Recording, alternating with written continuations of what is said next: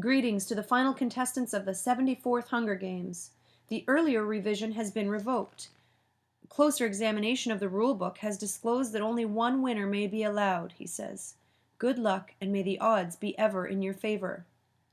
There's a small burst of static and then nothing more. I stare at Peeta in disbelief as the truth sinks in. They never intended to let us both live. This has all been devised by the game makers to guarantee the most dramatic showdown in history.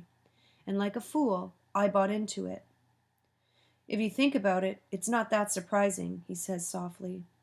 I watch as he painfully makes it to his feet. Then he's moving toward me, as if in slow motion, his hand is pulling the knife from his belt. Before I am even aware of my actions, my bow is loaded with an arrow pointed straight at his heart. Peeta raises his eyebrows, and I see the knife has already left his hand on its way to the lake where it splashes into the water. I drop my weapons and take a step back, my face burning in what can only be shame.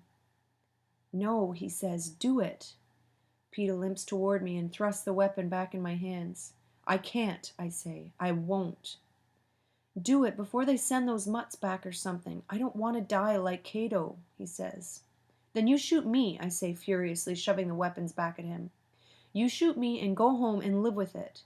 And as I say it, I know death, right here, right now, would be the easier of the two.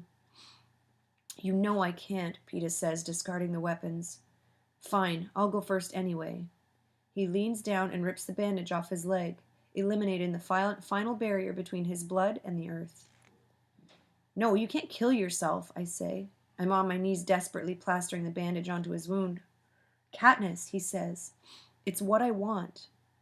You're not leaving me here alone, I say, because if he dies, I'll never go home, not really. I'll spend the rest of my life in this arena trying to think my way out. Listen, he says, pulling me to my feet. We both know that they have to have a victor. It can only be one of us. Please take it, for me.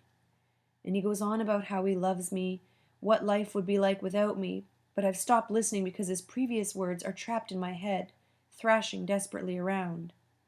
We both know they have to have a victor. Yes, they have to have a victor. Without a victor, this whole thing would blow up in the game makers' faces.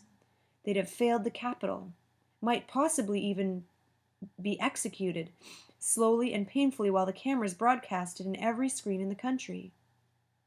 If Peeta and I were both to die, or they thought we were. My fingers fumble with the pouch on my belt, freeing it. Peeta sees it and his hand clamps on my wrist. No, I won't let you. Trust me, I whisper. He holds my gaze for a long moment, then lets me go. I loosen the top of the pouch and pour a few spoonfuls of berries into his palm. Then I feel my own. On the count of 3, Peeta leans down and kisses me once very gently. The count of 3, he says.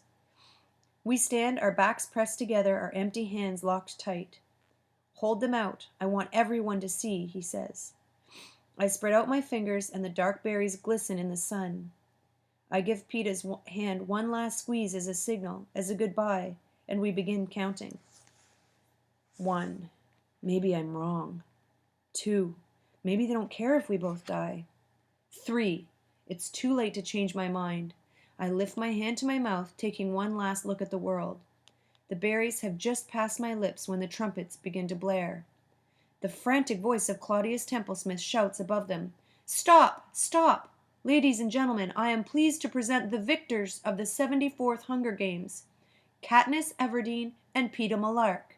I give you the tributes of District 12.